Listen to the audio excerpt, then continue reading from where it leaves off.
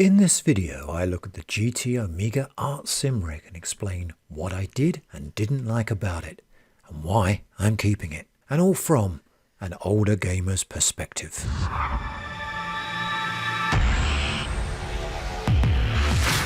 If you don't count my desk, this will be the third sim rig I've owned. The first was a DIY Frankenstein I created from an old IKEA chair, some wood and grim determination. The second, a personally unsuccessful voyage in the land of deck chair sim rigs, with Next Level Racing's flight simulator rejected after less than a week of use, as amongst its many other problems, the comfort levels of this chair redefined the word basic. Unfortunate, but true. And then I bought the GT Omega Art, a rig so cool that it likes to shout its name in full caps. The rig is very sturdy looking and seems to be able to hold its own with rigs that are much more expensive. Not that the Art is a particularly frugal option. I am not cheap. And while I was spending money on things I didn't really need, I also bought the GT Omega Flight Pack, which would allow me to use this rig with a HOTAS setup when I wanted to go flying, assuming I've not had enough of that in iRacing. The game is crazy enough as it is. I bought the Art with the XLRS seat. This is designed to accommodate the larger driver.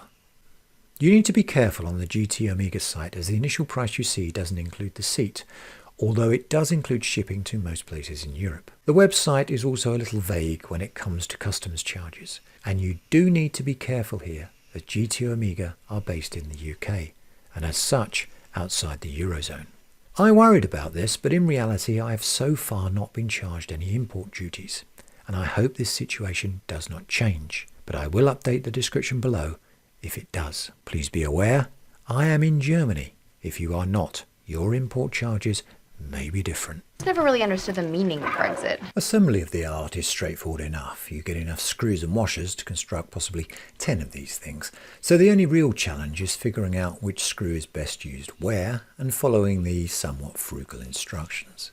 But if you are capable of tying your own shoelaces, you should have this rig assembled in about an hour. It's more fiddly than it is difficult.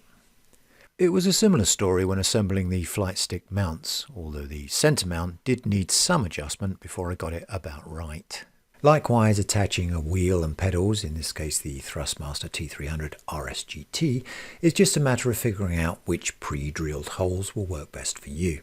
In my case, the pedals would only accept 2 out of the 3 M4 bolts, but having said that, it's not showed any signs of shaking itself loose, even under some very rough driving.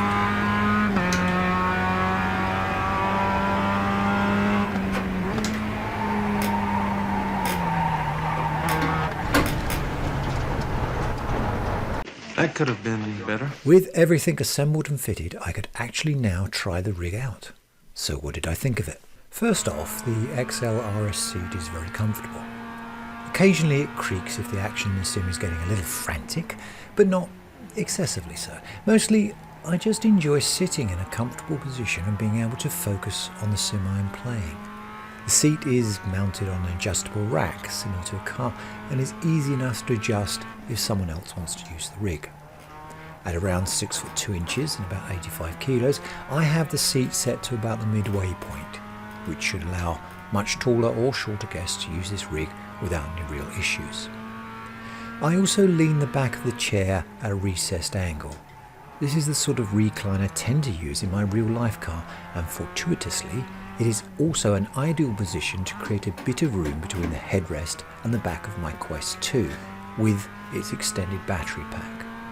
With the Next Level Racing deck chair sim, I was constantly knocking the battery on the headrest.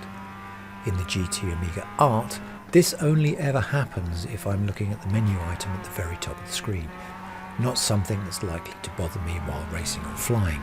Onto the wheelbase, which is attached to the chair via some very sturdy metal trunking and adjustable bolts. Here's the Thrustmaster doing a calibration test. Here you can see there's virtually no flex in the wheel tray at all.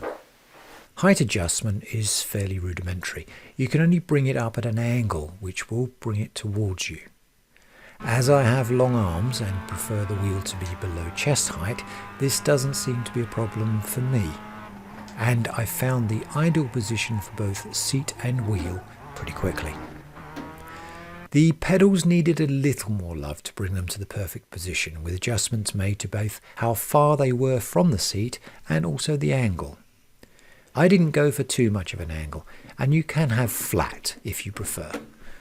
Not sure what the inverted options are, but I'm sure someone must have done it. For me though, the setup and fine-tuning of the rig was straightforward and quickly accomplished. Once set, there was no more fiddling around and no issues at all really. When I want to race, I just sit down and I go race. It's refreshing. No setting up the wheel or moving stuff out of the way, I just sit down and I race. Size-wise, I would say it takes up less space than the next level Flight Sim Lite, although that doesn't mean it's small. Once you have it fully set up, you will know it's there. It's also heavy, so wherever it sits, you probably won't want to move it again. It can be fitted with wheels, but I'm not sure how mobile that would actually make it. Before I had this rig, I would race maybe 1, maybe 2 short races, or do a short flight in MS Flight Sim, maybe a bit longer in Elite Dangerous.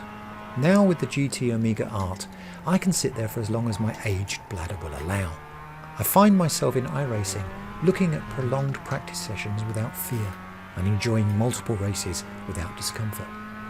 I fly long distance in Microsoft Flight Sim, enjoying the vistas, and I cruise the endless stars in Elite Dangerous in the vain hope of finding something interesting to do. I am going to keep this rig, I hope, for a long time. I think it will meet my expansion needs as I come across them, and I have no doubt that it will cope nicely with a load cell pedal and direct drive wheel, although I might need to stay away from the very strong ones. Or I might need to add extra bracing, as covered by the enigmatic Carl Gosling in this video, link below. Since its arrival in my life, the Art has proved adept at coping with my needs, with a keyboard arm added without fuss and my Logitech X52 Pro finding a new home. I've even found some scrap wood to add an occasional table beside me, for drinks. It is, for me personally, the ideal companion for my VR racing with the Quest 2. It sits nicely in the corner of my man cave, and it really is a joy to use.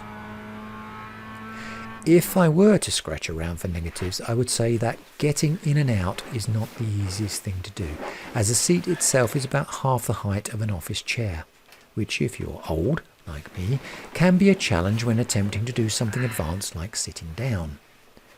If you have a bad back or mobility issues, this is probably not the sim rig for you, but that's going to be the same for most of the sim rigs on the market. In which case, you might be better to get a wheel stand and use that with an office chair. I am not the most experienced sim rig person, but having tried and failed to like the cheaper deck chair variant, I can only say that I love the GT Omega Art.